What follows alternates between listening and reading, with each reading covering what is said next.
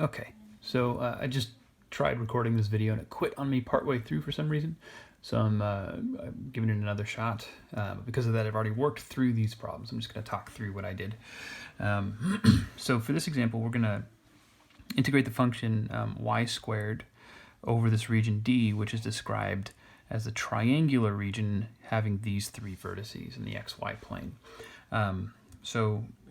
As usual, what you want to do, if D is not already given to you as a set, you want to sketch this region out so you can find what D looks like.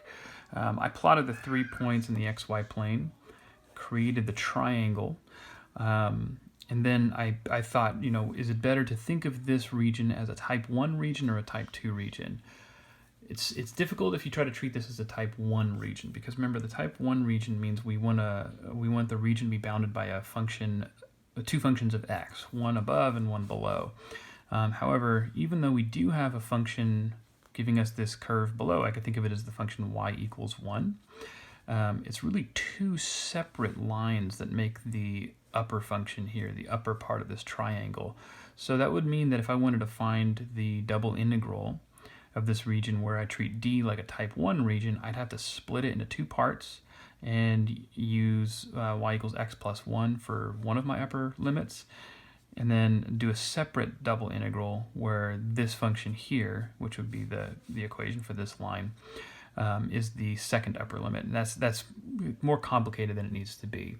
So what I did is, after creating this triangle, I came up with the equations of these two lines, which you see here, y equals x plus 1, y equals negative 1/3 x plus 7/3, just by using point slope formula for a line. I have the points on that line that I could do that with. But it's going to be easier if we treat this like a type 2 region. So each of these equations I solved for x, giving me x equals y minus 1, x equals negative 3y plus 7. So that gives me a way of thinking of these two lines not as functions of x, but functions of y, creating a type 2 region. Notice this region, or I'm sorry, this line right here has the larger x values. This line right here has the smaller x values, because this one is further to the right than this. So this is going to be these two expressions, y minus 1 and 3y minus 7, I'm going to use as the bounds on my x, with y minus 1 being on the left, 3y minus 7 being on the right. It's important that you have the right order there.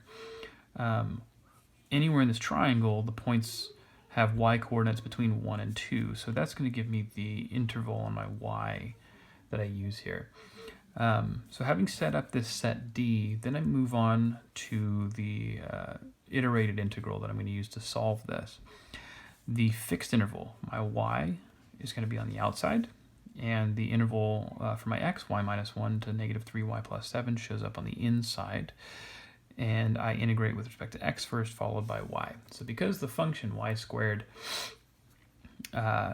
is essentially is going to be treated as a constant as I integrate with respect to x, I just get y squared x as a result of that first integral, but evaluated at these two limits here, y minus 1, negative 3y plus 7. Okay.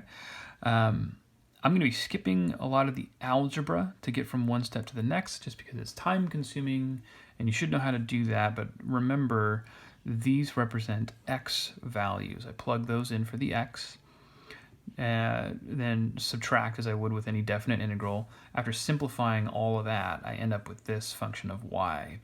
Now I'm integrating with respect to y. This is a polynomial. You don't need to see me integrate a polynomial. You should know how to do that by now. So after doing the integration and using those limits, we end up getting a value of 11/3 for this one.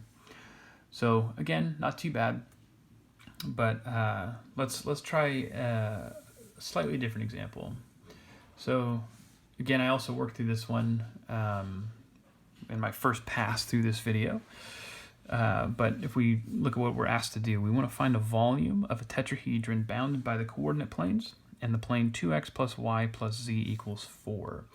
We're not given any description of the region D in the xy plane that we're trying to integrate over. Nor is it immediately obvious what function we're trying to integrate in the first place. So what you want to do is sketch the tetrahedron that they're describing first.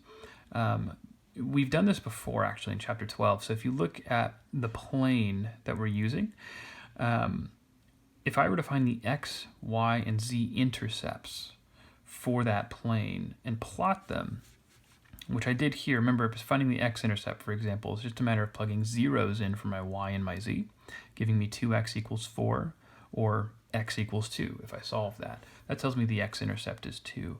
And then I could do the same thing. Y and z are both going to have intercepts at 4.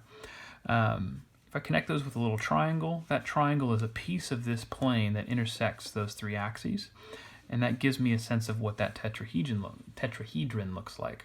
After drawing that tetrahedron, I can now focus on the xy plane, and I see that this little triangular base at the bottom is what I should be calling my region D. That's the region in the xy plane I'm integrating over. So I create a second picture focusing just on that triangular base at the bottom. It's in the xy plane. Notice the y-intercept was 4, x-intercept was 2, so I recreated that here. And I found an equation for the line joining those 2 intercepts. Easy enough to see. This is y equals negative 2x plus 4 for this line. It's easy enough to compute the double integral for this region over this region as either a type 1 or a type 2 region, but I think a type 1 region is appropriate here, especially since we haven't done one of those yet. So I'm going to choose to think of this region as bounded by 2 functions of x. I already have an expression for my my line up here. The lower bound for this region is given by y equals 0. That's a constant function of x. That's how we think of that. Y is going to live, or sorry, x is going to live in the interval from 0 to 2. So that gives me this set for describing that region D. Again, x is now going to be the fixed interval. Y is going to be on an interval that depends on x. Okay, there's my lower and upper. So going up to the integral now, we've described D as a set. This tells me how to create an iterated integral out of that double integral. But what is the function? You notice I've written the function in here, but what is the function that we're trying to integrate? Well, remember, these double integrals represent the volume under a surface. And this surface that kind of represents the top of that solid is given by this function right here. Well, it's actually not written as a function, it's written as an equation. But we integrate functions f of x, y, which can alternatively be written as, z equals f of x, y. If I solve this for z, I get 4 minus 2x minus y. That's as a function, that's describing this same surface here. So that's what I want to integrate. D, the way I wrote it in my set down here, would lead to this iterated integral. The x shows up on the outside, the y shows up on the inside, and that means I integrate with respect to y first this time. Okay, if I were to do that, this is, again, a polynomial. You're going to notice we deal a lot with polynomials here. They're the easiest things to integrate, and because there's so much else going on in these problems, we don't want to complicate it too much by making these functions excessively difficult to deal with. You will encounter more than just polynomials here and there, but that's kind of what we use to introduce these concepts. Anyways, so integrating with respect to y, we get this function down here. And notice my limits of integration, one of them is going to involve an x. Conveniently, one of them has a 0, which is always nice because we really don't have to think about that. All of this goes to 0 when you plug that 0 in. When we plug in this upper limit and then simplify things down, remember that upper limit now, because I just integrated with respect to y, is going in for the y's here. Once everything is simplified, I end up with this nice little quadratic integrated from 0 to 2. Again, easy integral to do because it's just a polynomial. This one is going to give me 16/3.